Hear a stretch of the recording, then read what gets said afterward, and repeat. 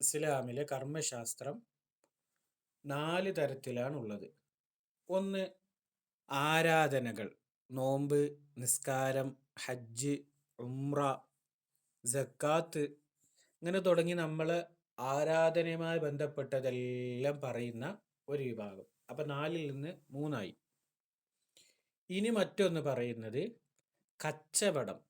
അതിന് അറബിയിൽ മുആമലാത്ത് എന്ന് പറയും.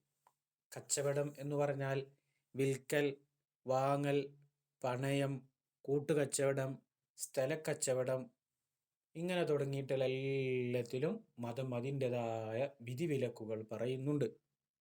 അപ്പം 2ആയി. ഇനി മൂന്നാമത്തത് മുനാഖഹാത്ത്, വിവാഹങ്ങൾ. ആരായിരിക്കണം ഭാര്യ, എങ്ങനെയായിരിക്കണം വിവാഹം കഴിക്കേണ്ടത്, ഭർത്താവ് എങ്ങനെയാണ്, ആരാണ് വിവാഹം ചെയ്ത് കൊടുക്കേണ്ടത്. ഇനി ത്വലാഖ് എന്താണ്, ത്വലാഖ് ഇദ്ദ എന്താണ്, ഖുൽഉ എന്താണ്, ഭാര്യയ്ക്ക് എങ്ങനെ ചെലവ് കൊടുക്കേണ്ടത് സംബന്ധിച്ച് വിവാഹ സംബന്ധിയായ കാര്യങ്ങളൊക്കെ പറയുന്നത് മൂന്നാമത്തെ. ഇനി ഇത് ലാസ്റ്റ് വൺ 4-മത്തത് ജിനായാത്ത് എന്ന് പറയും. ക്രിമിനലോളജി. ഒരാൾ മറ്റൊരാളെ ആക്രമിച്ചാൽ, കൊന്നാൽ, ഒരാൾ മറ്റൊരാളെ കുറിച്ച് ഗോസിപ്പ് പറഞ്ഞ് മാനം തകരുന്ന മാതിരി ട്രോള് ചെയ്ത് ഇല്ലാത്തതൊരാളെ കുറിച്ച് പറഞ്ഞു. ഗോസിപ്പ് എന്ന് സാധാരണ പറയുന്നത് ലൈംഗികാരോപണങ്ങൾക്കാണ് ഗോസിപ്പ് എന്ന് പറയുന്നത്. തെറ്റ് ചെയ്യാത്തൊരാളെ കുറിച്ച് തെറ്റ് ചെയ്തു എന്ന് പറഞ്ഞ് വേറെ ആളെ ആക്രമിച്ചു, മുതൽ നഷ്ടപ്പെടുത്തി, ഇങ്ങനെ തുടങ്ങി കുറ്റകൃത്യങ്ങൾ. ഈ 4 തരത്തിലാണ് ഇസ്ലാമിലെ ഫിഖ്ഹ് ഉള്ളത്. ആ 4ഉം നമ്മുടെ ഈ കിതാബിലുണ്ട്. ഇൻഷാ അല്ലാഹ് 2 കൊല്ലം കൊണ്ട് അല്ലെങ്കിൽ 3 കൊല്ലം കൊണ്ട് അതെല്ലാം പഠിച്ചു തീർക്കും. എല്ലാം പഠിക്കുകയില്ല, മറിച്ച് എല്ലാത്തിലേക്കുമുള്ള ഒരു പലക, ചൂണ്ടുപലകയാണ് ഈ കിതാബ്. അപ്പം ഇൻഷാ അല്ലാഹ് ഇത് വായിക്കാൻ പോവുകയാണ്. ഖലമുൽ ഇസ്ലാം എന്ന പേരിൽ പ്രശസ്തനായപ്പോഴും ജീവിച്ചുകൊണ്ടിരിക്കുന്ന ബാബ മുസ്ലിയാർ കോടമ്പുഴ മഹാനവർകളുടെ അനുഗ്രഹീത രചനയാണ് ഇത്. ഇതിനെ സംഘടനാ രാഷ്ട്രീയ ഭേദമന്യേ എല്ലാവരും ഈ കിതാബ് ഓതുന്നു, പഠിക്കുന്നു, പഠിപ്പിച്ചു കൊടുക്കുന്നു. വേറെ ഒരുപാട് കിതാബുകളിൽ വരാത്ത ചർച്ചകളെല്ലാം ഈ കിതാബിൽ ഉണ്ട്. വേറെ കിതാബിൽ ഉള്ള ചർച്ചകൾ ചില ഇതിലില്ലാത്തതുമുണ്ട്. പക്ഷെ ഇതിലുള്ളത് അത്യാവശ്യം എല്ലായിടത്തേക്കും വേണ്ടതായ ചർച്ചകളാണ്. ഇടയിൽ സംശയം വരുന്ന മൈക്ക് ഓൺ ആക്കിയിട്ട് സംശയമൊക്കെ ചോദിക്കാം ഇൻഷാ അല്ലാഹ്. ഓക്കെ, അപ്പോൾ നമ്മൾ തുടങ്ങാം. ബിസ്മില്ലാഹിർ റഹ്മാനിർ റഹീം. അൽഹംദുലില്ലാഹിൽ. എങ്ങനെ? ഹലോ. കിതാബിന്റെ പേര് ഖുലാസത്തുൽ ഫിഖ്ഹി അൽ ഇസ്ലാമിയ. ഖുലാസ എന്ന് പറഞ്ഞാൽ സിനോപ്സിസ് എന്നാണ് അർത്ഥം. ചുരുക്കം, രത്നച്ചുരുക്കം, സംക്ഷിപ്തം. അപ്പം ഇസ്ലാമിക കർമ്മശാസ്ത്രത്തിന്റെ സംക്ഷിപ്തമാണ് ഈ കിതാബിലുള്ളത്. അപ്പം ഇതിന് ഷോർട്ടായിട്ട് ഖുലാസ ഓതുക എന്ന് പറയും. ഈ ഫന്നുള്ളത്, ഈ വിഷയം ഉള്ളത് ഫിഖ്ഹിലാണ്. ഫിഖ് നമ്മൾ പഠിക്കുന്നത് വിജ്ഞാന ശാഖകൾ, പിന്നെ ഒരുപാട് വിജ്ഞാന ശാഖകളുണ്ട്. ഖുർആൻ ഒരു വിജ്ഞാന ശാഖയാണ്, ഹദീസ് ഒരു വിജ്ഞാന ശാഖയാണ്, ഫിഖ്ഹ് ഒരു വിജ്ഞാന ശാഖയാണ്, തസവുഫ് ആത്മീയത, അഖീദ വിശ്വാസശാസ്ത്രങ്ങൾ, കവിതാശാസ്ത്രങ്ങൾ, സാഹിത്യങ്ങളെ തന്നെ പലതരത്തിലുള്ളത്, ഇതെല്ലാം പഠിക്കാനുള്ളതാണ്. ഞങ്ങളൊക്കെ കോളേജുകളിലൊക്കെ 10ഉം 15ഉം കൊല്ലങ്ങളൊക്കെ പഠിക്കാനൊക്കെ ചെലവഴിച്ച പല സാധനങ്ങളും ഉണ്ട്. അപ്പം അതിന് ഓരോന്നോരോ ഘട്ടമാകുമ്പോഴാണ് വരിക. ഇപ്പം ഇൻഷാ അല്ലാഹ് ഈ വർഷം നിങ്ങൾക്ക് ഇത് ഫിഖ്ഹ് എന്നൊരു ഇനത്തിൽ പെടും. പിന്നെ ഹദീസ് എന്ന നിലക്ക് പരിശുദ്ധമായ റിയാദ് സ്വാലിഹീൻ വരും. ജീവിതത്തിൽ വളരെ ബർക്കത്തുള്ള ഒരു കിതാബാണ് റിയാദ് സ്വാലിഹീൻ്റെ. ആ ക്ലാസ്സിലൊക്കെ കണ്ട് ഇരുന്നാൽ തന്നെ മതി. നല്ലൊരു നിയത്തും വെച്ച് നമ്മൾ 1 മണിക്കൂർ, അരമണിക്കൂർ, 3/4 മണിക്കൂർ ക്ലാസ് കേട്ടാൽ തന്നെ സുബ്ഹാനല്ലാഹ് നമ്മുടെ ഹൃദയത്തിനൊക്കെ വെളിച്ചം വരും. ആത്മീയത, നമ്മൾ ചിന്തിക്കുന്ന, അള്ളാഹുവിലേക്ക് അടുപ്പിക്കുന്ന ഗ്രന്ഥമാണ് റിയാദ് സ്വാലിഹീൻ. ഇൻഷാ അല്ലാഹ് അതൊക്കെ നിങ്ങൾ പഠിക്കും. പിന്നെ ഇതിനൊക്കെ ഉപകരിക്കുന്ന കിതാബായ നഹ്വിൻ്റെ വിഷയങ്ങൾ, ഗ്രാമർ, അറബിക് ഗ്രാമർ, അത് വലിയൊരു ഇൻട്രസ്റ്റിൽ നിങ്ങൾക്ക് വന്നിട്ടില്ലെങ്കിലും അത് നിങ്ങളുടെ ബുദ്ധിയും നിങ്ങളുടെ കഴിവും പോലെ അത് ആർജിച്ചെടുക്കാൻ പറ്റും. പിന്നെ വരുന്നത് ആ തസവുഫുമായി ബന്ധപ്പെട്ടുള്ള കിതാബുകൾ. അങ്ങനെ 4 ഫന്നുകളാണ്. ഫന്ന് എന്നാണ് പറയുക വിജ്ഞാന പിരിവിന്. അതാണ് വരിക. ഇപ്പം ഞാൻ നിങ്ങൾക്ക് ഇപ്പം ഇന്ന് കൈകാര്യം ചെയ്യുന്നത് അതിലെ ഫിഖ്. എന്താണ് ഇസ്ലാമിലെ ഫിഖഹിലേക്കുള്ള ഒരു മുഖവുരയാണ് ഈ ഒരു പേജിലുള്ളത്. പോകാം. അപ്പം അൽഹംദുലില്ലാ, സർവസ്തുതിയും അള്ളാഹുവിനാണ്. അല്ലതി, എങ്ങനത്തെ അള്ളാഹുവാണ്? ഹദാന, അവൻ നമ്മളെ വഴി നടത്തി, ലിഹാദ, ഈ ഒരു പഠിപ്പിക്കാൻ, ഗ്രന്ഥരചനക്ക്, മുത്തുനബിയുടെ ഉമ്മത്തായി വളരാൻ, ദീന് പഠിക്കാനൊക്കെ സന്മാർഗം നയിച്ച അള്ളാഹുവിനാണ് സർവസ്തുതിയും. എല്ലാ സ്തുതിയും അള്ളാഹുവിനാണ്. നമ്മൾ ഓരോരോ കോണ്ടെക്സ്റ്റിൽ അള്ളാഹുവിനക്ക് നമ്മൾ സ്തുതി പറയും, അല്ലേ? തുമ്മിക്കഴിഞ്ഞാൽ അൽഹംദുലില്ലാ പറയും. അപ്പം അർത്ഥം എന്താ?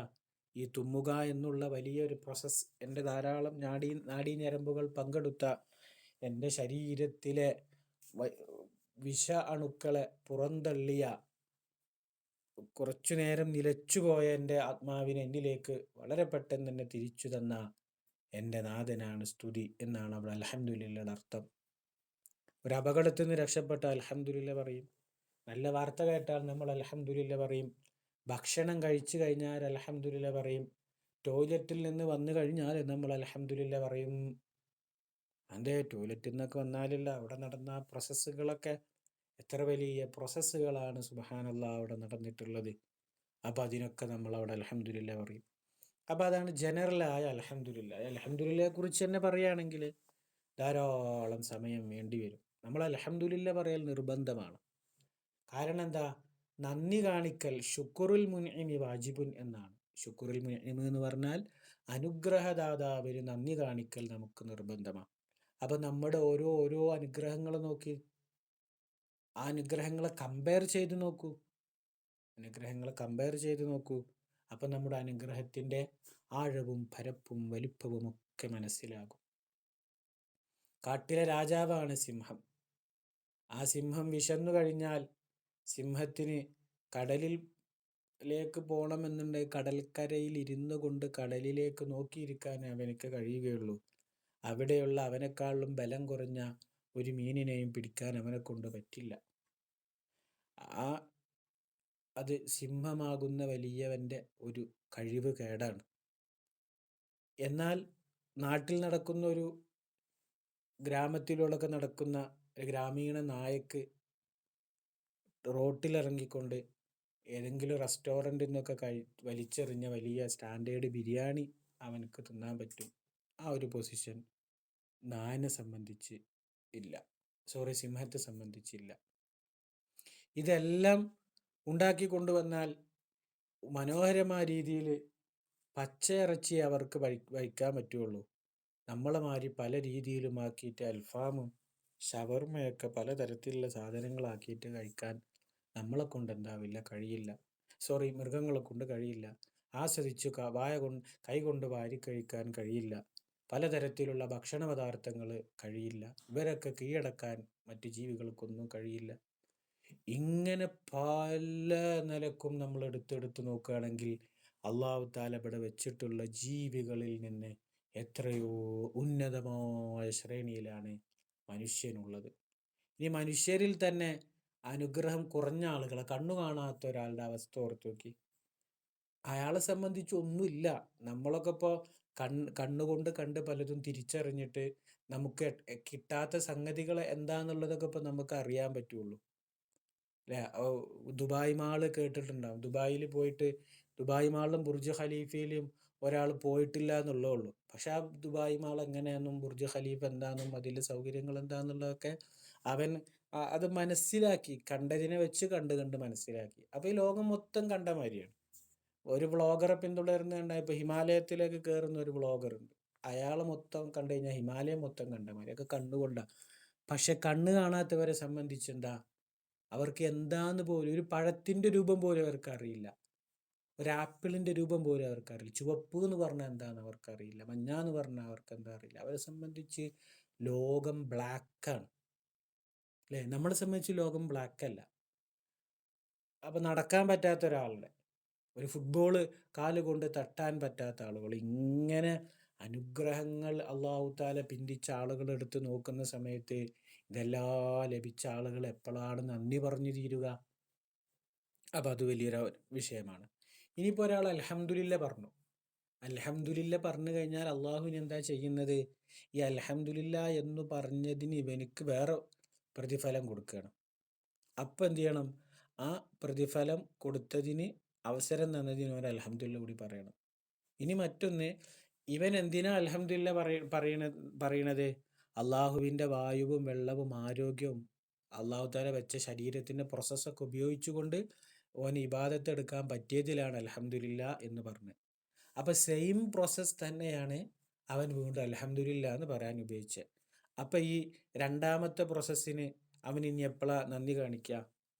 അപ്പം അതിനൊരു മൂന്നാമത്തെ പ്രോസസ്സായ ഒരു തേർഡ് പ്രോസസ്സ് കൊണ്ട് നന്ദി പറയുന്നു. അപ്പോൾ ആ തേർഡ് പ്രോസസ്സിന് എപ്പോൾ നന്ദി പറയും? അതിനൊരു ഫോർത്ത് പ്രോസസ്സ് വേണം. ഇങ്ങനെ തീരാത്ത പ്രക്രിയകളായിക്കൊണ്ട് അൽഹംദുലില്ല മാറുകയാണ്. അപ്പോൾ ഒരു അൽഹംദുലില്ല എന്ന് പറയാൻ പറ്റിയതിന് ഒരു അൽഹംദുലില്ല കൂടി പറയണം. ആ അൽഹംദുലില്ല എന്ന് പറയാൻ പറ്റിയതിന് മറ്റൊരു അൽഹംദുലില്ല കൂടി പറയണം. ഇനി മാത്രമല്ല, ഈ അൽഹംദുലില്ല എന്ന് പറഞ്ഞാൽ എന്താ കിട്ടാൻ പോണത്? ഇപ്പം നമ്മൾ ഏതെങ്കിലും ഒരു കമ്പനിയുടെ ഒരു സാധനം ഉപയോഗിച്ചതിന് നമ്മളവിടെ പൈസ അടക്കേണ്ടി വരും. ഇപ്പോൾ ATM കാർഡ് ഉപയോഗിക്കുന്നതിന് നമ്മൾ എന്ത് ചെയ്യേണ്ടി വരും? അതിൻ്റെ ഒരു സർവീസ് ചാർജ് എന്ന നിലക്ക് നമ്മുടെ അക്കൗണ്ടിൽ നിന്ന് ചെറിയൊരു പൈസ എന്ത് ചെയ്യും? പോകും. ATMൻ്റെ സർവീസ് ചാർജ് എന്ന നിലക്ക് എന്ത് ചെയ്യും? പോകും. നമ്മളറിയാതെ തന്നെ എന്ത് ചെയ്യും? ഒരു വലിക്കും. എന്നാൽ അള്ളാഹുവിൻ്റെ ഭൂമിയിൽ നിന്ന് നമ്മൾ അനുഗ്രഹങ്ങൾ ഉപയോഗിച്ചതിന് നമ്മൾ എന്ത് ചെയ്യുക? അള്ളാഹുവിനക്ക് നന്ദി കാണിക്കുന്ന പല തലങ്ങളുമുണ്ട്. അതിനായിപ്പെട്ടൊന്നാണ് അൽഹംദുലില്ല. ഈ അൽഹംദുലില്ല നമ്മൾ പറഞ്ഞു കഴിഞ്ഞാൽ അതിന് കൂലി കിട്ടുമോ? കിട്ടും. അതിന് കൂലി കിട്ടുക എന്ന് മാത്രമല്ല, അള്ളാഹു വിൽ ഇൻക്രീസ്, അള്ളാഹു താല അധികരിപ്പിച്ച് നൽകും. അത് അള്ളാഹു താല പറഞ്ഞിട്ടുണ്ട്, ലഇൻ ശകർതും ലഅസീദന്നകും, നിങ്ങൾ നന്ദി കാണിക്കുകയാണെങ്കിൽ ഞാൻ നിങ്ങൾക്ക് അധികരിപ്പിച്ചു തന്നുകൊണ്ടേയിരിക്കും. അപ്പം നന്ദി കാണിക്കും തോറും നമുക്ക് കൂടി. ഒരാൾ ഓൻ്റെ അനുഗ്രഹങ്ങൾ, അള്ളാഹ് മക്കളെ തന്നു, അതിനിങ്ങനെ നന്ദി കാണിച്ചു, അപ്പോൾ മക്കളെ കൊണ്ട് ഗുണങ്ങളുണ്ടാവും.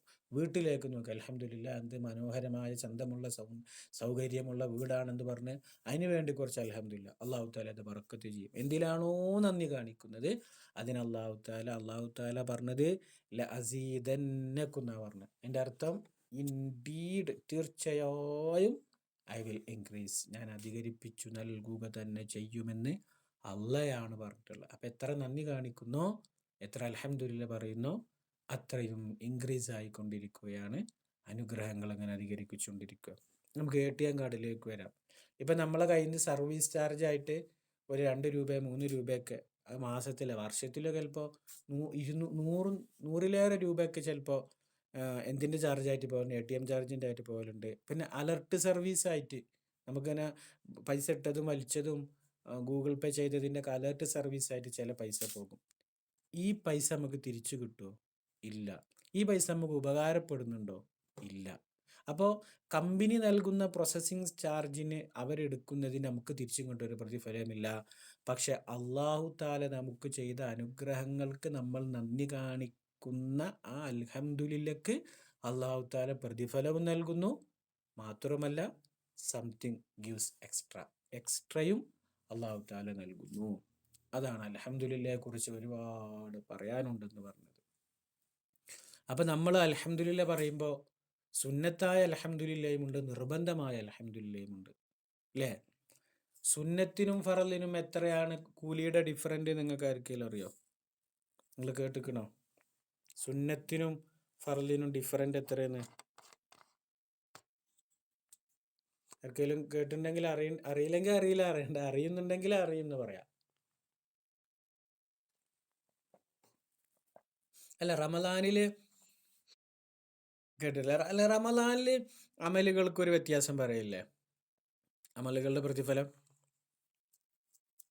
ഒരു സുന്നത്തിന് ഒരു ഫറലിന് എന്നൊക്കെ പറഞ്ഞൊരു അമലുകളുടെ കൂലിയുടെ വ്യത്യാസം ഓർമ്മ ഉണ്ടോ?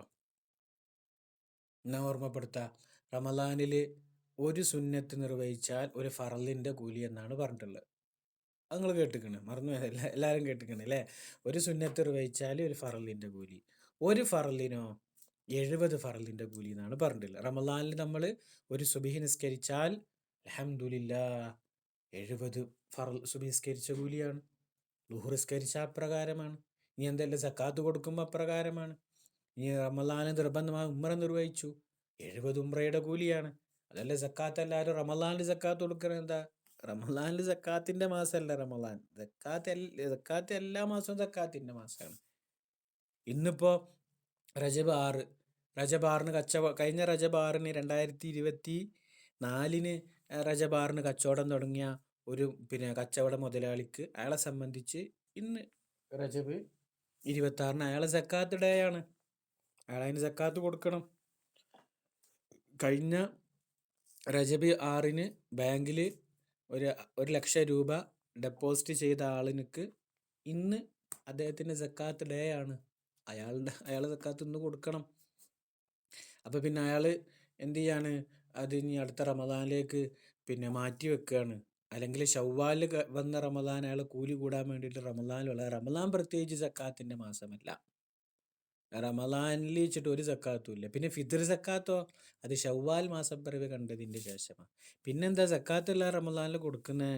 എല്ലാവരും റമദാനിലാണോ കച്ചവടം തുടങ്ങിയത്?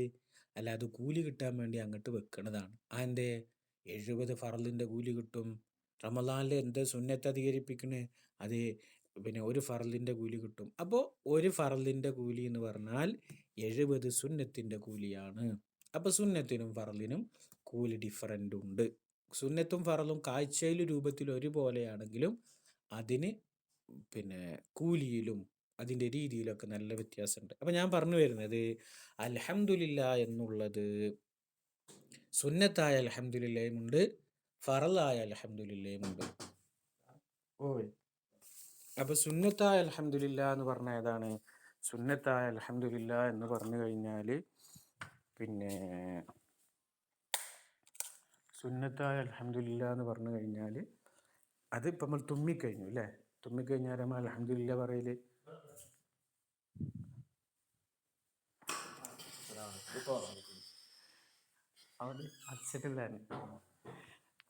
അപ്പോൾ അൽഹംദുലില്ലാ പറഞ്ഞു കഴിഞ്ഞാൽ സുന്നത്താണ്. സുന്നത്ത് അൽഹംദുലില്ലാ പറഞ്ഞു കഴിഞ്ഞാൽ സുന്നത്തിൻ്റെ കൂലി കിട്ടും. അപ്പം ഇനി സുന്നത്തിനെ എന്താക്കുക? ഫറലാക്കുക. അപ്പോൾ ഫറലാക്കാൻ എന്ത് ചെയ്യണം? ഫറലിൻ്റെ കൂലി കിട്ടണമെങ്കിൽ എന്ത് ചെയ്യണം?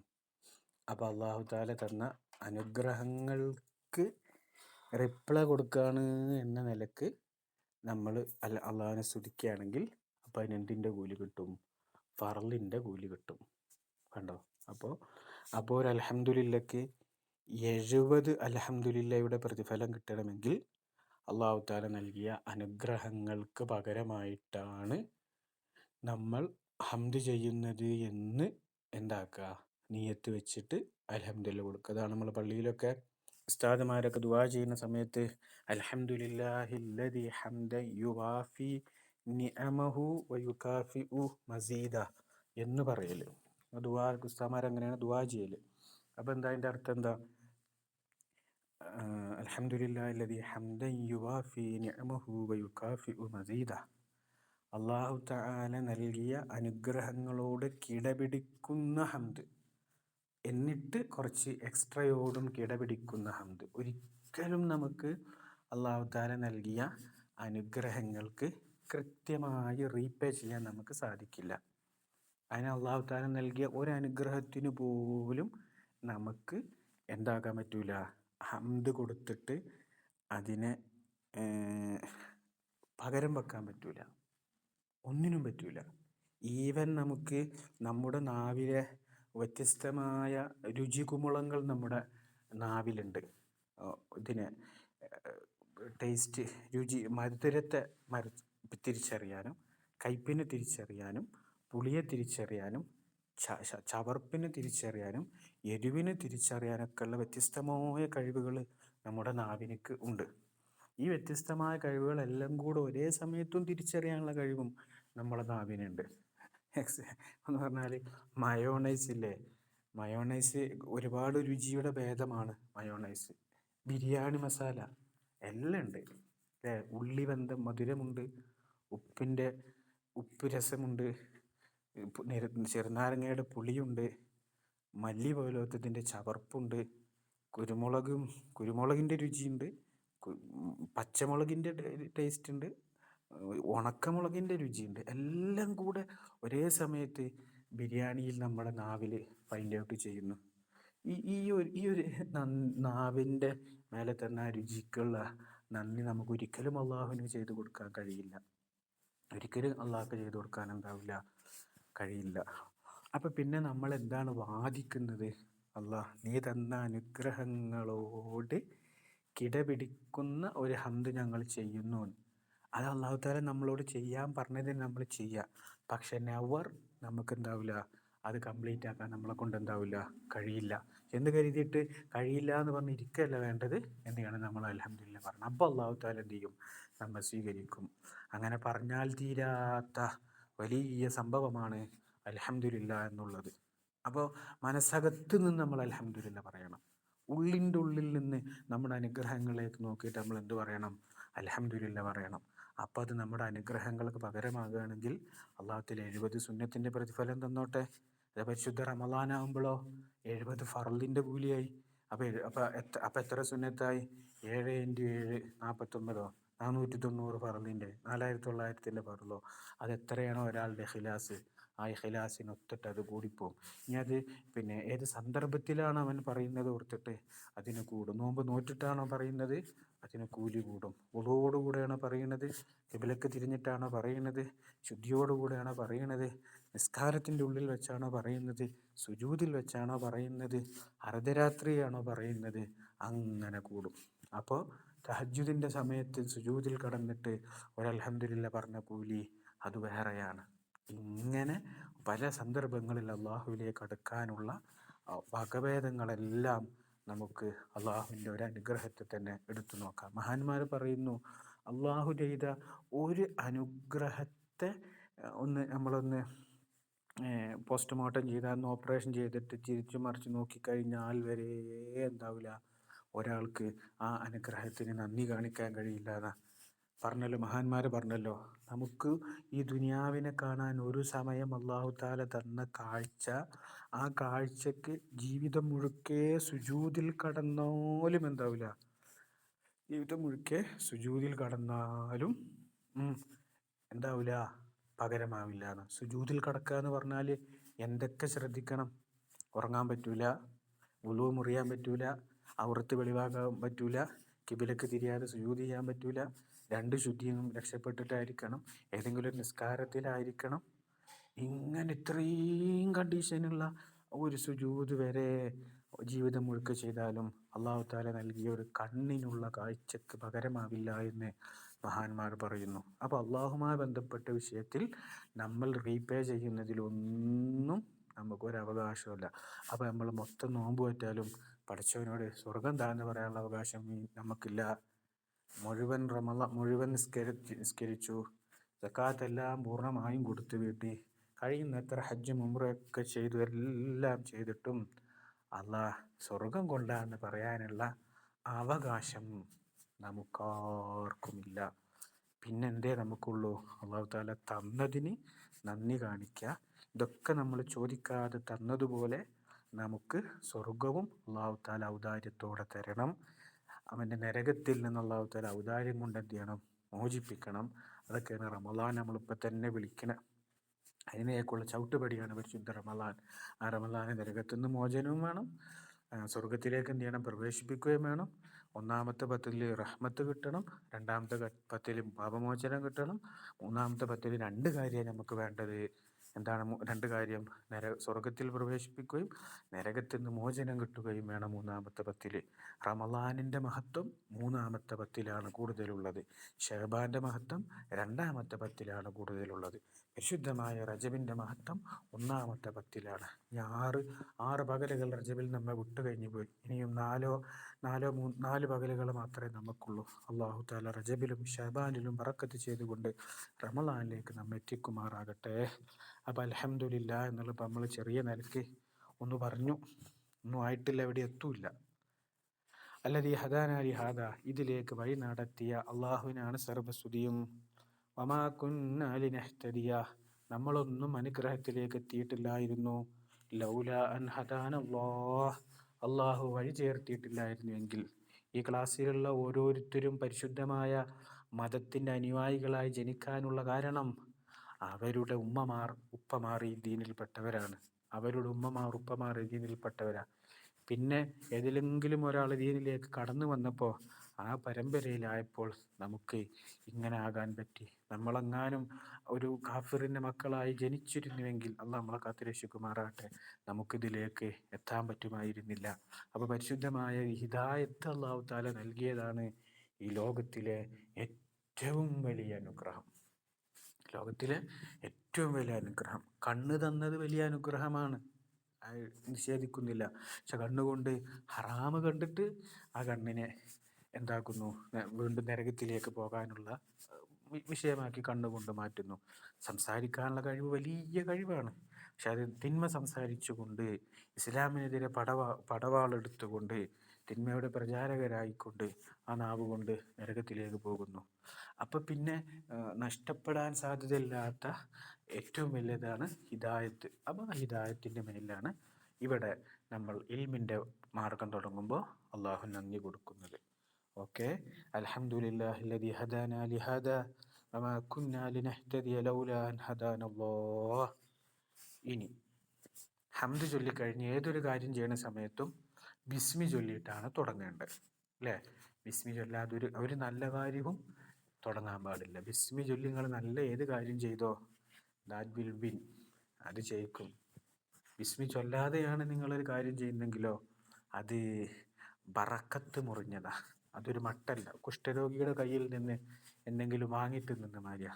ഒരു കുഷ്ഠം ബാധിച്ച ഒരു രോഗിയുടെ കയ്യിൽ നിന്ന് നമ്മളെന്തെങ്കിലും നമുക്കിങ്ങനെ വാങ്ങാൻ തോന്നുമോ?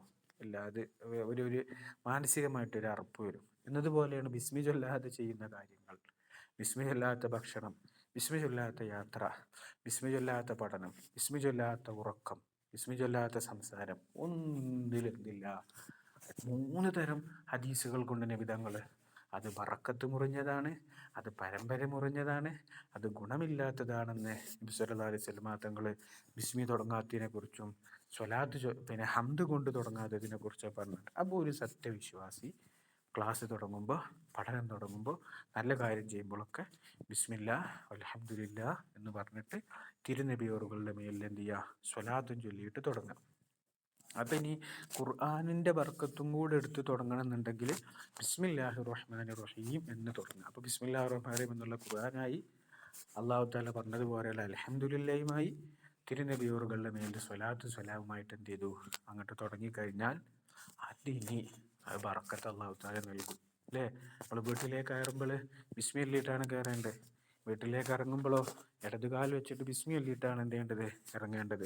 പള്ളിയിലേക്ക് കയറുമ്പോഴോ ബിസ്മി ചൊല്ലി സ്വലാത്ത് ചൊല്ലിക്കൊണ്ട് അള്ളാഹുവിനോട് റഹ്മത്ത് ചോദിച്ചുകൊണ്ട് വലത്തെ കാൽ വെച്ചിട്ട്, പള്ളിയിൽ നിന്ന് ഇറങ്ങുമ്പോഴോ ബിസ്മി ചൊല്ലി സ്വലാത്ത് ചൊല്ലിക്കൊണ്ട് ഇടത്തെ കാൽ വെച്ചിട്ടാണ് എന്ത് ചെയ്യുന്നത്, പള്ളിയിൽ നിന്ന് ഇറങ്ങേണ്ടത്. ഇങ്ങനെ എല്ലാ കാര്യം ചെയ്യുമ്പോഴും ബിസ്മി ഒരു സത്യവിശ്വാസിയുടെ കൂടെ വേണം. പിന്നെ ഗൾഫിലൊക്കെ നിൽക്കുന്ന ആളുകളൊക്കെ ഉണ്ടാവില്ലേ, ഭക്ഷണം ഉണ്ടാക്കുന്ന ആളുകളൊക്കെ ഉണ്ടാവില്ലേ, ഭക്ഷണമൊക്കെ ഉണ്ടാക്കുന്ന ആളുകൾ ഒരു സമയത്തൊന്നും ബിസ്മി പോരാ. അരി ഇടുമ്പോഴും ബിസ്മി ചൊല്ലണം, ഉപ്പിടുമ്പോഴും ബിസ്മി ചൊല്ലണം. അതിലൊക്കെ ഇപ്പോൾ ഒരു അപകടങ്ങളുണ്ടായാലോ ബിസ്മി ചൊല്ലി. ആ ഉപ്പിൻ്റെ കേടില്ലാതിരിക്കാൻ വേണ്ടിയിട്ട്, പിന്നെ പ്രഷർ കൂടാതിരിക്കാൻ വേണ്ടിയിട്ട്, മധുരം ചായക്ക് ഇടുന്ന സമയത്ത് അത് ഷുഗർ കൂടാതിരിക്കാൻ വേണ്ടിയിട്ട്, ഇങ്ങനെ എല്ലാം ചെയ്യുന്ന സമയത്ത് ബിസ്മി ചൊല്ലിയിട്ട് അങ്ങനെ ചെയ്യുക. ഉമ്മാരെപ്പോഴാണ് ബിസ്മി ചൊല്ലി? നമ്മളൊക്കെ ചെറുപ്പത്തിൽ ഉമ്മാർ ബിസ്മി ചൊല്ലണം കേട്ടത് പിന്നെ ഊറ്റിയെടുക്കുന്ന സമയത്തില്ലേ, ഈ ചോറൊക്കെ അടുപ്പത്ത് വെച്ചിട്ട് അത് തിളച്ച് കഴിഞ്ഞിട്ട് അതിൻ്റെ മുകളിൽ മൂടിയൊക്കെ വെച്ച് പിന്നെ അങ്ങോട്ട് ഊറ്റുപാത്രത്തേക്ക് എടുക്കാൻ നേരത്തെ ചെയ്യും ഒരു ബിസ്മി ചൊല്ലണുണ്ടാവും. ഈ വെപ്പുകാരൊക്കെ ചെമ്പെടുക്കുന്ന സമയത്ത് ഒരു ബിസ്മി, അതുപോലെ ബിസ്മി തന്നെ നല്ല കാര്യമാണോ ബിസ്മി അങ്ങനെ ചൊല്ലിയും കൊണ്ടിരിക്കണം. അള്ളാഹു നമുക്ക് തൗഫീഖ് നൽകട്ടെ. ഇനി വസ്വലാത്തു, അള്ളാഹുവിൽ നിന്നുള്ള സ്വലാത്ത്. ഞാൻ ആ സ്വലാത്തിലേക്ക് കടക്കണില്ല, എന്നപ്പോൾ നമ്മുടെ ടൈം തീരെ എത്തൂല. വിജയനിധാനമാണ് സ്വലാത്ത്. സലാമും അലാ സയ്യിദിന, നമ്മുടെ നേതാവിൻ്റെ മേലുണ്ടാവട്ടെ. ആരാണത്? മുഹമ്മദ് നബി സല്ലല്ലാഹു അലൈഹി വസല്ലം തങ്ങളുടെ മേൽ. റസൂലില്ലാ, അള്ളാഹുവിൻ്റെ പ്രവാചകനായ നമ്മുടെ നേതാവായ മുത്തുനബി സ്വല്ലല്ലാഹു അലൈഹി വസല്ലമ തങ്ങളുടെ മേൽ അള്ളാഹുവിൻ്റെ സ്വലാത്ത് സ്വലാമുണ്ടാകട്ടെ. വഅല ആലിഹി, നബിയുടെ മേൽ സ്വലാത്ത് ചൊല്ലുന്ന സമയത്തൊക്കെ അവിടുത്തെ കുടുംബത്തിന് മേൽ സ്വലാത്ത് ചൊല്ലണം. പോരാ, വസ്വഹ്ബിഹി, അവിടുത്തെ സന്തത സഹചാരികളായ പരിശുദ്ധമായ ദീനിനെ നബി സല്ലല്ലാഹു അലൈഹി വസല്ലമ തങ്ങളോട് കൂടെ നിന്നുകൊണ്ട് ഏറ്റുവാങ്ങിക്കൊണ്ട് കഷ്ടനഷ്ടങ്ങൾ സഹിച്ചുകൊണ്ട് അഹോരാത്രം കഷ്ടപ്പെട്ടുകൊണ്ട് ഉള്ളതെല്ലാം തുലച്ചുകൊണ്ട് വെട്ടും കുത്തും എല്ലാം ഏറ്റുവാങ്ങിക്കൊണ്ട് ചുട്ടുപഴുത്ത മണലിൽ പോലും വലിച്ചേക്കുമ്പോഴും സഹിച്ചു നിന്നുകൊണ്ട് ദീനിൻ്റെ പ്രചാരകരായി മാറിയ അവിടുത്തെ സ്വഹാബത്ത്, അവിടുത്തെ കുടുംബങ്ങൾ, അവിടുത്തേക്ക് താണും കടലുമായ അവിടുത്തെ ഭാര്യമാർ, അവിടുത്തെ പത്നിമാർ, അവിടുത്തെ പുത്രിമാർ, അവിടുത്തെ പേരമക്കൾ, എല്ലാവരുടെ മേലും അള്ളാഹുവിൻ്റെ സ്വലാത്ത് സലാമുണ്ടാകട്ടെ. എങ്ങനെ താലും സ്വഹാബുമണൽ ഫായിസീന, അവർ നേടിയവരാണ്, അവർ വിൻ ചെയ്തവരാണ്, അവർ വിക്ടറി കിട്ടിയവരാണ്.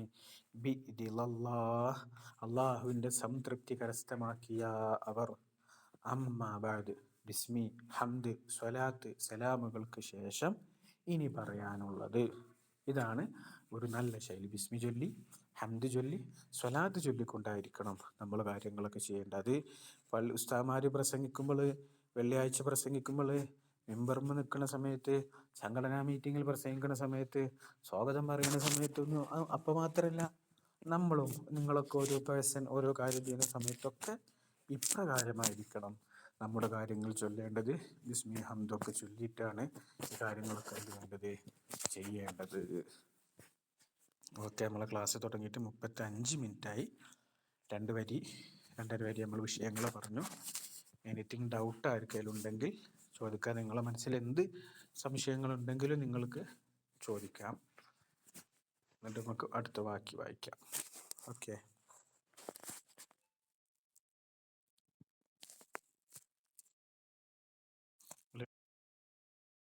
സമയത്തിൽ നിലവിലിപ്പോൾ നമ്മൾ മാറ്റം ഉദ്ദേശിക്കുന്നില്ല. കാരണം ഇപ്പോൾ അത് നമ്മൾ പറഞ്ഞ ടൈം ആയതുകൊണ്ട്. പിന്നെ ഇനി ഓരോ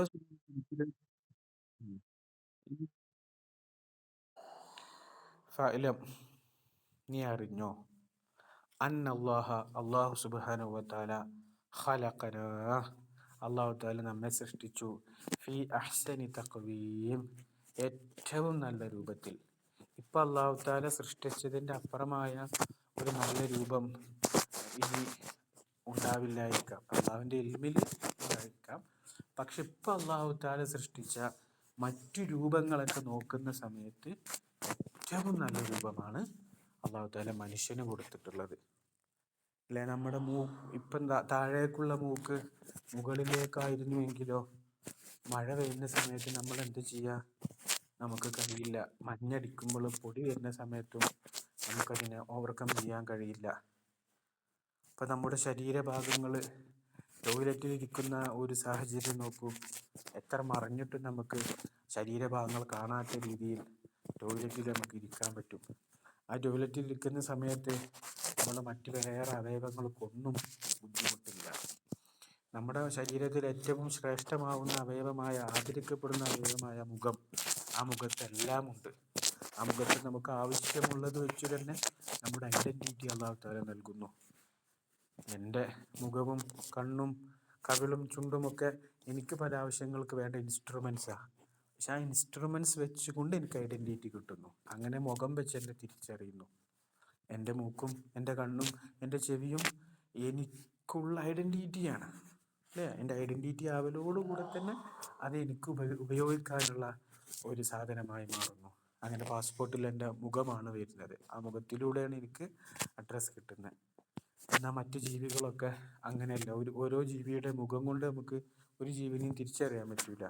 കാക്കകളെ നമുക്ക് തിരിച്ചറിയാൻ പറ്റും, സിംഹങ്ങളെ, എല്ലാ സിംഹവും നമുക്ക് കാണുന്ന മാതിരി ഒരുപോലെ ഉണ്ടാവും. പിന്നെ ഒരുപാട് ഗുണങ്ങൾ നമ്മൾ പിന്നെ ഫിസിക്കലി ബയോളജിക്കലി ഒക്കെ നമ്മൾ രൂപത്തെക്കുറിച്ച് പറയുകയാണെങ്കിൽ അല്ലാഹു തആല സൃഷ്ടിച്ചു വെച്ചതിൻ്റെ ഭംഗി, സുബ്ഹാനല്ലാഹ്. പിന്നെ വഖലഖ ലനൽ അർള, ഭൂമിയെ അല്ലാഹു തആല നമുക്ക് സൃഷ്ടിച്ച്, മണ്ണും കല്ലും പാറകളുമൊക്കെ മനോഹരമായ ഭൂമി.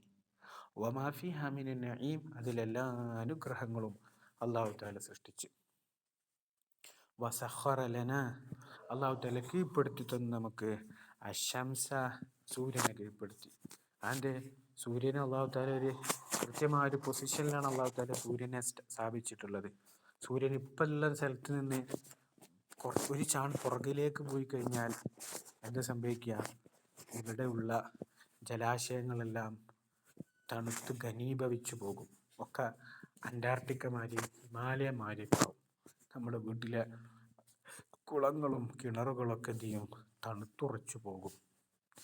ഇല്ല, സൂര്യൻ ജസ്റ്റ് ഒരു മുന്നോട്ട് വന്നു കഴിഞ്ഞാലോ ഇവിടെയുള്ള മഞ്ഞുമലകളൊക്കെ ഉരുകി പോകും. അന്റാർട്ടിക്ക ഉരുകിയാൽ എങ്ങനെ ഉണ്ടാവും?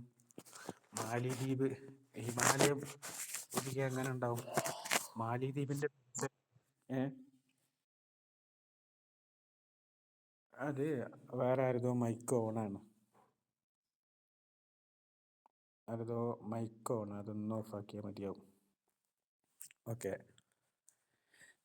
അങ്ങനെ സൂര്യൻ ഇപ്പം നിലവിലുള്ള സ്ഥലത്ത് നിന്ന് മുന്നോട്ട് വന്നു കഴിഞ്ഞാൽ ഇവിടെയുള്ള ഐസ് മലകളൊക്കെ ഉരുകിപ്പോകും. മാലിദ്വീപ് എന്ന് പറഞ്ഞ ദ്വീപുണ്ട്. ആ ദ്വീപ് ഉണ്ടാവൂല. കാരണം അതിൻ്റെ ചുറ്റുമുള്ള മലകളിൽ നിന്ന്, ഹിമാലയത്തിൽ നിന്നൊക്കെ വെള്ളം ഭൂമിയിലേക്ക് ഒഴിച്ചു കഴിഞ്ഞാൽ. അപ്പോൾ സൂര്യൻ അല്ലാഹു തആല നമുക്ക് എന്ത് ചെയ്തു?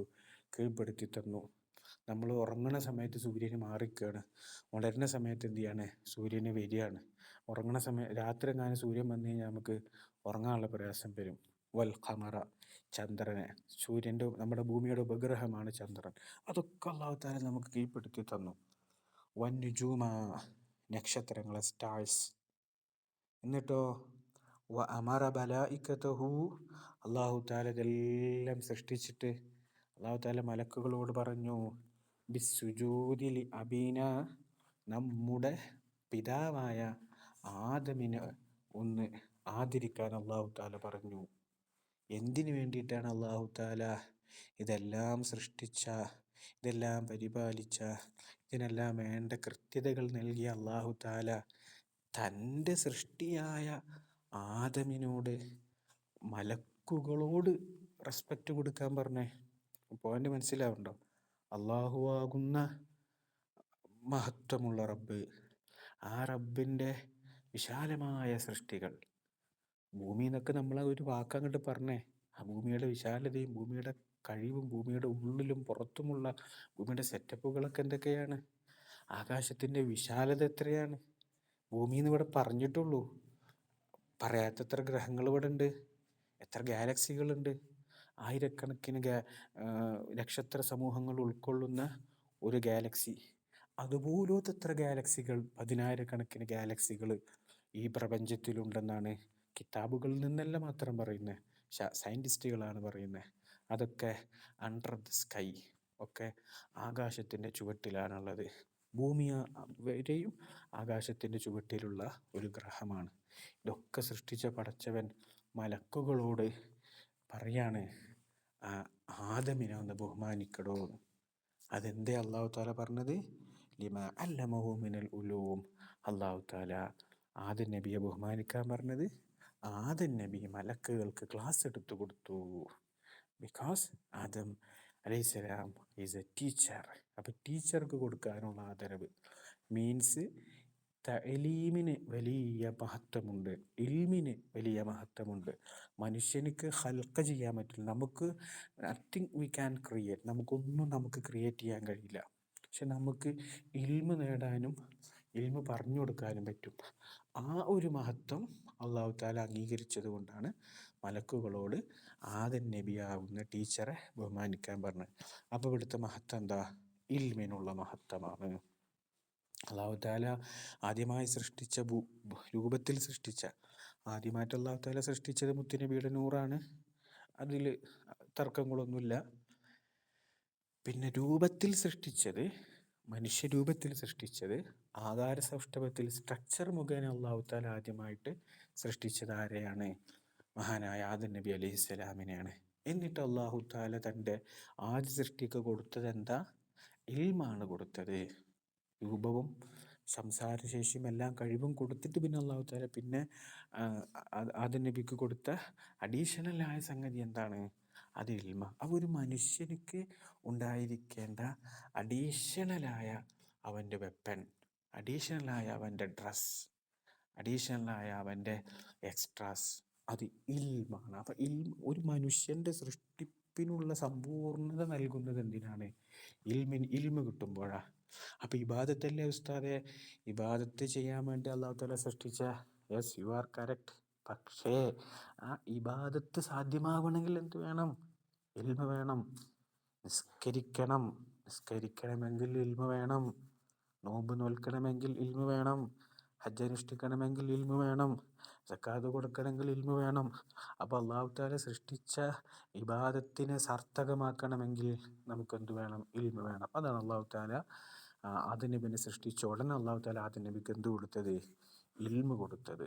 എന്നിട്ട് ആ മലക്കുകളോട് ബഹുമാനിക്കാൻ പറഞ്ഞു. പക്ഷെ ബഹുമാനിക്കാത്ത, ഉസ്താദിനെ റെസ്പെക്റ്റ് ചെയ്യാത്ത ഇബ്ലീസിനെ അല്ലാഹു തആല ത്രോൺ ഔട്ട്. അല്ലാഹു തആല എന്ത് ചെയ്തു? അവനെ പുറത്തേക്ക് എറിഞ്ഞു, ഒഴിവാക്കി. അപ്പോൾ ഇൽമിൻ്റെ മഹത്വമാണ്. അല്ലാഹു തആല മരണം വരെ ഇൽമ നുകരാൻ, രുചിക്കാൻ നമുക്ക് തൗഫീഖ് നൽകുമാറാകട്ടെ. അങ്ങനെ അല്ലാഹു തആല ഇൽമ പഠിപ്പിച്ചു. മലക്കുകൾക്ക് ഇൽമ പറഞ്ഞു കൊടുത്തത് കാരണമായിട്ട് ആദം നബിക്ക് അല്ലാഹു തആല സുജൂദ് ചെയ്യാൻ പറഞ്ഞു. സുമ്മ അമറനാ ബിത്തഖ്വ, പിന്നെ അല്ലാഹു തആല നമ്മോട് തഖ്വ അനുസരിച്ച് ജീവിക്കാൻ പറഞ്ഞു. അല്ലേ? ചെയ്യാൻ പറഞ്ഞത് ചെയ്തിട്ട്, ചെയ്യണ്ട എന്ന് പറഞ്ഞത് ചെയ്യാതിരിക്കുന്നതാണ് തഖ്വ എന്ന് പറയാം. പിന്നെന്തും അല്ലാഹു തആല പറഞ്ഞു? വൽ മൗതി അലൽ ഇസ്ലാം, മുസ്ലിമായിട്ട് മരിക്കാൻ പറഞ്ഞു. അതെവിടെ അല്ലാഹു തആല പറഞ്ഞത്? യാ അയ്യുഹല്ലദീന ആമനൂ, സത്യവിശ്വാസികളെ, ഇത്തഖുല്ലാഹ്, നിങ്ങൾ തഖ്വ കാണിക്കണേ. ഹഖ്ഖ തുഖാതിഹി, തഖ്വ കാണിക്കേണ്ടത് പ്രകാരം തഖ്വ കാണിക്കണേ. എന്തെങ്കിലും കാണിച്ചാൽ പോരാ, അള്ളാഹുവിനെ സൂക്ഷിക്കേണ്ടത് പ്രകാരം നിങ്ങൾ സൂക്ഷിക്കണേ. വലാ തമൂതുന്ന, നിങ്ങൾ ഒരിക്കലും മരിക്കരുതേ, ഇല്ലാ വഅൻതും മുസ്ലിമൂൻ, അള്ളാഹുവിന് സർവ്വസമർപ്പിതരായിക്കൊണ്ട് മുസ്ലിങ്ങളായിട്ടല്ലാതെ നിങ്ങൾ മരിക്കരുതേ. ഇനി തഖ്വ എന്ന് പറഞ്ഞാൽ എന്താണ് എക്സ്പ്ലെയിൻ ചെയ്യാണ്. വത്തഖ്വ ഹുവ ഇംതിസാലു അവാമിരില്ലാഹ്, അള്ളാഹുവിൻ്റെ കൽപ്പനകളെ ശിരസാവഹിക്കലാണ്, ഒബേ ചെയ്യലാണ്. ഒബീഡിയൻസ് ടു ദ ലോ, നിയമങ്ങൾക്കുള്ള അനുസരണയും കീഴ്പ്പെടലുമാണ് എന്ത് എന്ന് പറഞ്ഞാൽ തഖ്വ എന്ന് പറഞ്ഞാൽ. അപ്പോൾ അള്ളാഹുവിൻ്റെ കൽപ്പനയെ നമ്മൾ ഉൾക്കൊള്ളലും കൂടെയാണ്. അത് ശിരസാവഹിക്കുക. അതിൻ്റെ ലോജിക്ക് തിരയരുത്. അതങ്ങനെ ആയതുകൊണ്ട് നമ്മളങ്ങനെ ചെയ്യാനല്ല. അല്ലാഹു തആല കൽപ്പിക്കാൻ പറഞ്ഞത്, പിന്നെ നമ്മൾ ഡേറ്റു നിസ്കരിക്കാൻ പറഞ്ഞു, നമ്മൾ നിസ്കരിക്കുന്നു. കണ്ണുകൊണ്ട് ഹറാമ് കാണരുത്. ഇനി അതിൻ്റെ ലോജിക്ക് തിരയണ്ട. പലിശ വാങ്ങരുത്. അല്ലെ, പലിശ വാങ്ങിയപ്പോൾ എന്താ? ഇങ്ങോട്ടൊരു ചോദ്യം ഇല്ല. മുത്തുനബിനെ അനുസരിക്കണം. അതിൽ ഇനിയൊരു നോ ക്വസ്റ്റ്യൻ. അതങ്ങോട്ട് ഇംതിസാൽ, അതങ്ങനെ അങ്ങോട്ട് എന്ത് ചെയ്യുക, അത് നമ്മൾ അനുസരിക്കുക. ചെയ്താലെന്താ? സക്കാത്ത് കൊടുത്താൽ ഇപ്പോൾ കിട്ടേണ്ട എന്താ ഇപ്പോൾ കാര്യമുള്ളത്? ഹജ്ജിന് പോയിട്ട് എന്താ? അങ്ങനെ കുറേ ചോദ്യങ്ങളൊക്കെ വരും. No question. പിന്നെ വജ്തിനാബു നവാഹിഹി, അല്ലാഹു തആല ചെയ്യണ്ട എന്ന് പറഞ്ഞതിനെ വെടിയ. അതിൻ്റെ ലോജിക്ക് പിന്നെ നോക്കണ്ട. പലിശ ഇല്ല, വാങ്ങണില്ല, ഹറാമോ കള്ളോ അഞ്ഞ് കുടിച്ചു പോകരുത്, ലഹരിയോ തൊട്ടു പോകരുത്, വ്യഭിചാരോ അടുത്തു പോകരുത്. അതങ്ങനെ ഒഴിവാക്കുക. അതെന്തേ അല്ലാഹു തആല പറഞ്ഞേ? അതെന്തേ അങ്ങനെ ആയിക്കൂടെ? ഈ കാലഘട്ടത്തിൽ ഇപ്പോൾ അത് ശരിയാകുമോ? പലിശ ഇല്ലാത്തൊക്കെ ഇപ്പം നടക്കാൻ പറ്റുമോ? ഇങ്ങനെ ആയിക്കൊന്നും പോണ്ട. സ്ത്രീ ഇപ്പോൾ പുറത്തൊക്കെ ഇറങ്ങിയപ്പോൾ കുറച്ചൊക്കെ ഒരു ഹറാമൊക്കെ ഇല്ലാതെ ഇപ്പം എങ്ങനെയാണ് ഉസ്താദേ? മ്യൂസിക്കൊക്കെ ഇല്ലാതെ ഇപ്പം എങ്ങനെ? നമുക്കിപ്പോൾ എങ്ങനെ? അതൊക്കൊന്നും നോക്കണ്ട. അല്ലാഹു തആല പറഞ്ഞത് അപ്രകാരം ചെയ്യാന്നുള്ളതാണ് പറഞ്ഞത്. അല്ലാഹു തആല നമ്മളോട് പറഞ്ഞതാ. അപ്പോഴേ മുസ്ലിമായിട്ട് എന്താൻ പറ്റുള്ളൂ? മരിക്കാൻ പറ്റുള്ളൂ. തഖ്വല്ലാതെ ജീവിച്ചു കഴിഞ്ഞാൽ മുസ്ലിമായിട്ട് മരിക്കാൻ പറ്റൂല. മുസ്ലിമായി മരിച്ചാൽ മാത്രമേ അവിടെ രക്ഷപ്പെടാൻ പറ്റുള്ളൂ. എന്നിട്ട് പറഞ്ഞു, ഇപ്പോൾ നമ്മളോട് രണ്ട് കാര്യങ്ങളാണ് അപ്പോൾ പറഞ്ഞത്. എന്താ ഇപ്പോൾ രണ്ട് കാര്യങ്ങൾ പറഞ്ഞത്? ഒന്ന്, നന്മ ചെയ്യാനും തിന്മ ചെയ്യാതിരിക്കാനും. അല്ലേ? ഇതാണല്ലോ തഖ്വ എന്ന് പറഞ്ഞാൽ. പോയിന്റ് കിട്ടുന്നുണ്ടാവും അല്ലേ? തഖ്വ എന്ന് പറഞ്ഞാൽ എന്താണ്? നന്മ ചെയ്യുക, തിന്മ ചെയ്യാതിരിക്കുക. ഇത് രണ്ടും ഒരു വലിയൊരു വിഷയമാണ്. എന്താണ് നന്മ, എങ്ങനെ ചെയ്യേണ്ടത് എന്നറിയണം. നന്മ എന്താണെന്ന് അറിയണം. അത് ഹൗ ടു ഡു ഇറ്റ്, അതെങ്ങനെ ചെയ്യാമെന്നറിയണം. അടുത്തത് എന്താണ്? തിന്മ വെടിയുക. അപ്പം തിന്മ എന്ന് പറഞ്ഞാൽ എങ്ങനെ അറിയണം, എങ്ങനെയാണ് തിന്മ ചെയ്യാതിരിക്കേണ്ടത് എന്നറിയണം. അപ്പം നന്മകളും അറിയണം, നന്മ ചെയ്യേണ്ട വിധവും അറിയണം. തിന്മകളെയും മനസ്സിലാക്കണം, തിന്മകൾ വിട്ടു നിൽക്കുന്ന വിധവും എന്ത് ചെയ്യണം, മനസ്സിലാക്കണം. ചെയ്യാൻ പറഞ്ഞത് എവിടേക്കാണ് എന്നുള്ളത് കണ്ടുപിടിക്കണം, ചെയ്യേണ്ട എന്ന് പറഞ്ഞത് എവിടേക്കാണ് എന്നുള്ളത് മനസ്സിലാക്കിയിട്ട് എന്ത് ചെയ്യണം, അത് ചെയ്യാതിരിക്കണം. ഇതിന് രണ്ടിനും എന്തു വേണം? അതാണ് പറഞ്ഞത് വൽ ഇംതിസാലു, നന്മ ചെയ്യൽ, വൽ ഇജ്തിനാബു, തിന്മ ചെയ്യാതിരിക്കൽ, ലാ യസ്തത്തിബാനി, അത് രണ്ടും രൂപപ്പെട്ടു വരില്ല, അത് രണ്ടും കാരണമാവുകയില്ല, ഇല്ലാ ബിമഅരിഫത്തിൽ അഹ്കാമി ശർഇയ്യ, ശർഇയ്യായ ഹിക്മത്തുകൾ, ഹുക്കുമുകൾ മനസ്സിലാക്കൽ കൊണ്ടല്ലാതെ. അപ്പോൾ എന്താണ് വാജിബ് എന്നറിഞ്ഞാലാണ് വാജിബ് ചെയ്യാൻ പറ്റുക. എന്താണ് സുന്നത്ത് എന്നറിഞ്ഞാലാണ് സുന്നത്ത് ചെയ്യാൻ പറ്റുക. എന്താണ് കറാഹത്ത് എന്ന് പറഞ്ഞാലാണ് കറാഹത്തിൽ നിന്ന് വിട്ടു നിൽക്കാൻ പറ്റുക. എന്താണ് ഹറാമ് എന്നറിഞ്ഞാലാണ് ഹറാമിൽ നിന്ന് വിട്ടു നിൽക്കാൻ പറ്റുക. എന്താണ് ഹലാല് എന്നറിഞ്ഞാലാണ് അത് വേണമെങ്കിൽ എടുക്കുക, അല്ലെങ്കിൽ ഒഴിവാക്കുക. ഈ അഞ്ചും അറിഞ്ഞാലേ തഖ്വയോടെ ഒരാൾക്ക് ജീവിക്കാൻ പറ്റുകയുള്ളൂ. അപ്പോൾ വൽ ഇൽമു ബിൽ അഹ്കാമി ശർഇയ്യ അൽ അമലിയ, അപ്പോൾ കർമ്മപരമായ വിധികളുടെ ജ്ഞാനമാണ് ഫിഖ്ഹ് എന്ന് പറഞ്ഞാൽ. അതാണ് ഇപ്പം നമ്മൾ പഠിക്കാൻ പോണ നമ്മുടെ ഫന്ന്. എന്താണ്? കർമ്മപരമായ വിധികളുടെ അറിവ്. അപ്പോൾ ഒരു സാധനം വാജിബാന്ന് പഠിക്കൽ, അതാണ് ഫിഖ്ഹ്. എന്തിന് വാജിബാന്ന് പഠിക്കണേ? അത് ചെയ്യാൻ വേണ്ടിയിട്ട്. എന്തിനാ ചെയ്യണേ? ചെയ്താലേ തഖ്വ ഉണ്ടാവുള്ളൂ. തഖ്വ ഉണ്ടായിക്കഴിഞ്ഞാലേ മുസ്ലിമായിട്ട് മരിക്കാൻ പറ്റുള്ളൂ. അത് അല്ലാഹു തആല നമ്മളോട് പറഞ്ഞതാണ്. അങ്ങനെ അല്ലാഹു തആല നമ്മൾ എന്ത് ചെയ്തത്? സൃഷ്ടിച്ചത്. അപ്പോൾ അല്ലാഹു തആല സൃഷ്ടിച്ച സൃഷ്ടിപ്പിൻ്റെ പൂർണ്ണത സമ്പൂർണ്ണമാകണമെങ്കിൽ, സാർത്ഥകമാകണമെങ്കിൽ we should have the knowledge. നമുക്ക് എന്ത് വേണം? അറിവ് വേണം. ആ അറിവിനാണ് ഇവിടെ എന്തെന്ന് പറയുക? ഫിഖ്ഹ് എന്ന് പറയുക.